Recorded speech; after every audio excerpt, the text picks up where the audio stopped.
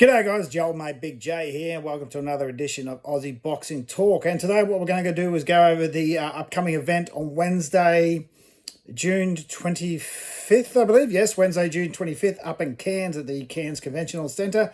The latest production from No Limit Boxing, with the main event featuring Liam Paro versus Jonathan Navarro. All right. Co-feature of Liam Wilson facing Ayrton Gimenez. I hope I've pronounced that correctly. Gimenez, I think.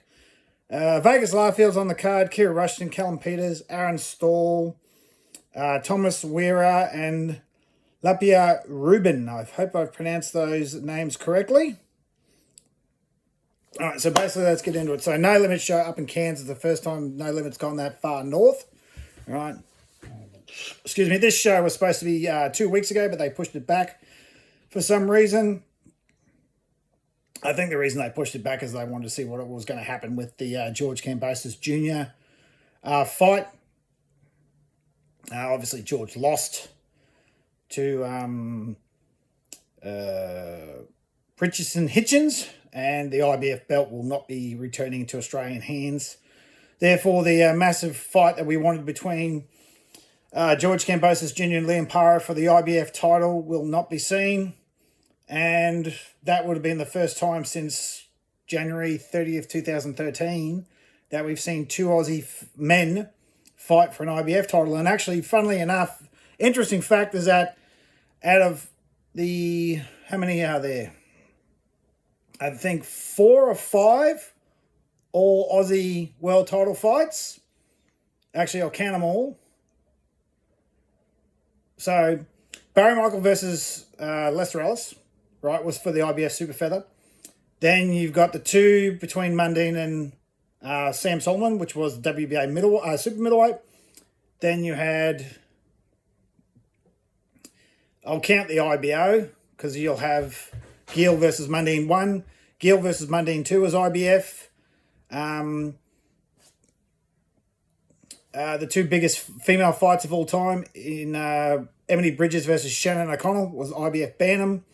Then you had Susie Ramadan versus Shanika Johnson, also IBF Bantam, IBF Super Bantam, sorry. Last year at IBF Middleweight between Kay Scott and, God, I can't remember the champion's name now. God, that's embarrassing. I can't remember her name now. Anyway, the lady that won, the Queenslander, Desley Robinson. Desley Robinson, who became IBF middleweight, and before, recently, earlier this year, she fought Chloe Chaos in unification bout for the IBF and WBO middleweight titles. So the IBF has a very healthy relationship with Australian fighters, and easy the best all Aussie fight for a world title, which was Barry Michael Lester Ellis, was for an IBF title. So, unfortunately, it won't be seen. So let's get into the card. Liam Paro, who has a record of 25-1, obviously only losing his last fight to Richardson Hitchens. Jonathan Navarro has a record of 18-1, right? But the thing is that with only 4 KOs. Now, I've looked into this guy's record. I'm looking into it now on BoxRec while I'm speaking to you guys.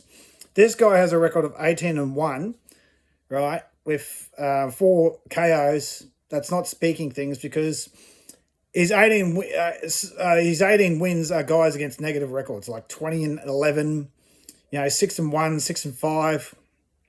And the guy that he fought had a record of 20-11. He lost 10 out of his last 13 fights. So he lost like 10 in a row. So not great opposition there for Liam. Obviously, it's just a stay busy fight. I believe it is a final eliminator, I think, for the IBF or maybe the WBO. To get Liam up until the rankings, because I think it's the WBA, because I've heard that, what's his name, Teofimo Lopez will drop his title at 140 to go up to 147, as I believe Boots Ennis is dropping his titles and going up to 154. That's what I've heard in the last 24 hours. So, interesting fact there. And to be honest, this is just a keep busy fight for Liam. I don't think this Jonathan Navarro is going to offer him any real competition. He'll probably knock him out in 6 or, win a very clear-cut decision. Liam Wilson, same with this guy, 22-1. Actually, I want to make sure I got my facts right. No, sorry. The Antrung Gimenez is 21-1, 4 KOs, not the opponent for... Not Jonathan Navarro. That was the wrong guy. Sorry. His record's 18-1. He's an American. And he's lost his last fight. But then again, so is Liam. So he lost his last fight in Ireland. But as I said, he fought Clarence Booth, which was 21-10. He lost 8 of his last 10 fights. Manuel Mendez, 15-3. Damian Allen. So, yeah, these guys are just basically mid-card, run-of-the-mill club fighter guys. So it's going to be a very interesting... I think it's going to be a one-sided mismatch where Liam will probably deal with this guy in 6 rounds or knock him, take a very easy one lopsided decision. Liam Wilson, he's the same. I think it's going to be fighting for the WBO International Super Featherweight title. Liam Wilson, the same. I think he'll probably deal with this guy pretty easily. And it's going to be another probably easy win for Liam. But unfortunately, as far as Liam Wilson goes, I don't see him... Like, he's had 2 shots at the title and he dropped it twice. I mean, in my opinion, he got flat out robbed against Navarrete. He was down for like 13 seconds.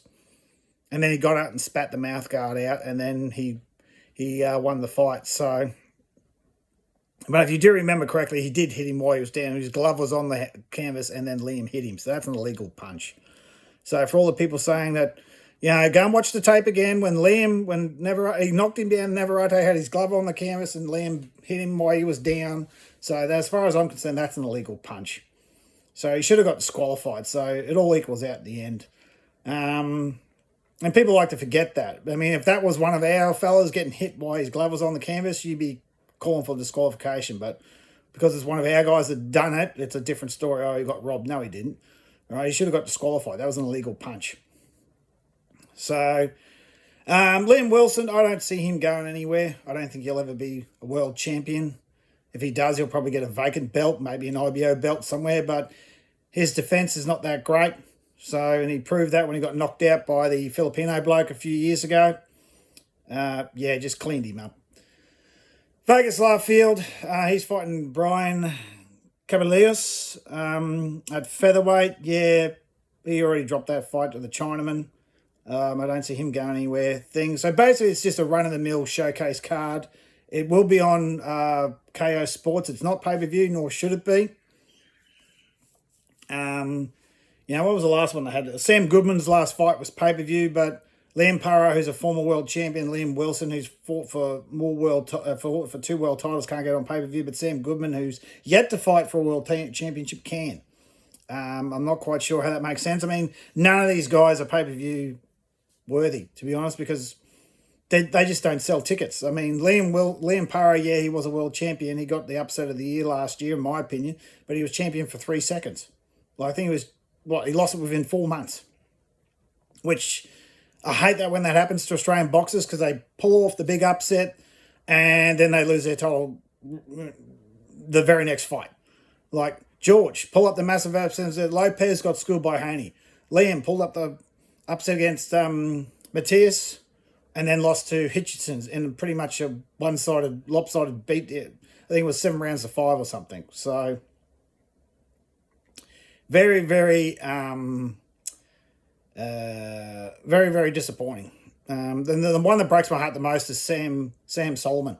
When he won his title against Felix Strum, I think it was 2013 maybe. And then he fought Jermaine Taylor, I think about 6 months later. Sam blew his knee out halfway through the fight, and Jermaine Taylor took over and won. And I think Jermaine Taylor's still in prison for shooting a family member or something. Don't quote me on that, but that's what I heard. And that was the most heartbreaking one of all, that Sam got the world title at damn near 40 and blew his knee out in his first defense. It was terrible.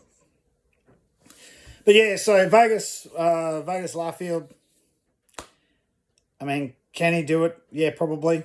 You know, these guys need to prove their worth in the ring. Callum Peters is the Olympian. I can't remember what division he was fighting in, but he's fighting again. They'll probably just throw some guy in that he'll deal with easily just to keep building his record.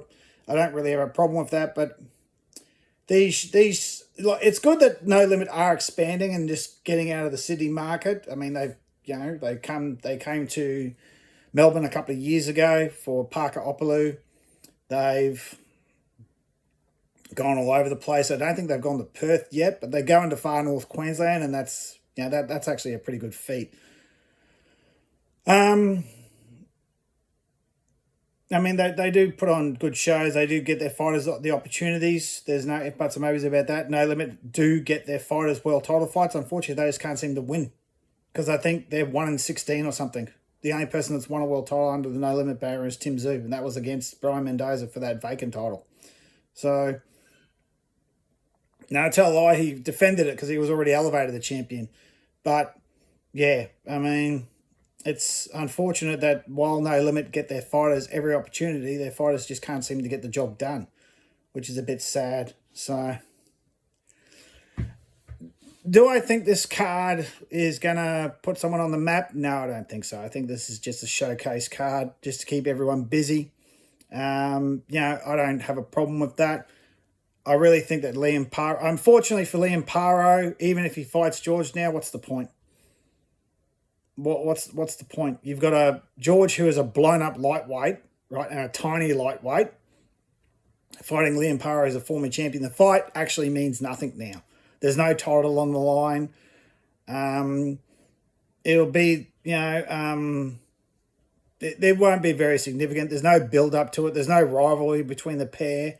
There's nothing like, there's nothing like a Mundine Green or a Zoo Zarafa where they've been at each other for years. Like, these guys have been talking about fighting each other for maybe the last 12 months. And it's, it hasn't been bubbling. It's not a fight that everyone wants to, everyone's craving for because, to me, it's a meaningless fight at the moment because neither guy has a title. When you get at that level, when you get at that world level, the only fights that are meaningful is when it's for a world title. I mean, two former champions fighting one. Well, why would George fight Liam in the first place? I mean, it's not going to be like it's going to be a multi-million-dollar payday, right? He's not going to get a massive payday out of fighting Liam Paro. Not now. Not that there's no world title on the line. And what benefit would Liam get from fighting George, a blown up lightweight who was easily beaten in his last fight? Richards and Hitchens knocked out George in 8 with a body shot. Liam took Richards and Hitchens to the distance. So why would Liam fight George? Where's the benefit for Liam? If he beats him, well, he beat a older, blown up lightweight. What's that going to do for his career? So there's other competition out there that Liam could fight. If by some miracle the WBA belt becomes vacant and Liam and George fight for the vacant title, I'm all for it. That's a fight, but at that level, these guys, it's either world title fights or nothing. So I think once you become a world champion, it's world title fights or nothing. Seriously, I mean, yeah, you can have, if you lose like Tim Zhu did, you have the old build the confidence back against Joey Spencers and all that sort of jazz, and Liam's pretty much doing the same thing. Get back into the winner's circle. But yeah, I don't think we're ever going to see George versus Liam Paro. So that fight's gone. But Wednesday night, I think this will probably be, one of these showcase cards to get both Liams a win, get them back on the scene and say that, we're here and we're ready for more established competition. Give the younger fellas a chance to shine on a national stage. It'll be on Fox Sports, part of your subscription. And, I mean, I think it's going to be a good show. It always is. I mean, No Limit does a fantastic show. I've been to, 2 now, and seen several on TV, and they do a great show every single time. I mean, I don't really have a problem with what No Limit does. Yes, I critique some of the things that they do. I don't agree with what every promoter does, but then again, I don't agree with, what Eddie Hearn does half the time. So I think the only promoter I've never questioned anything they've done was Bob Arum, but Bob Arum's got 60 years of experience. So, but even sometimes you go, really, what they're doing that? But anyway, that'll be the card on Wednesday night. Check it out, guys. Get your Foxtel subscription. Actually, doesn't matter. I don't care whether you have Foxtel or not. Like, subscribe to the channel, guys. Let's get more subscribers. I want to see if I can get 1,000 subscribers so I can start making some money out of this. I got kids to feed. As always, tackle a bull, wrestle a croc, harden yourselves the fuck up, and I'll talk to you another day.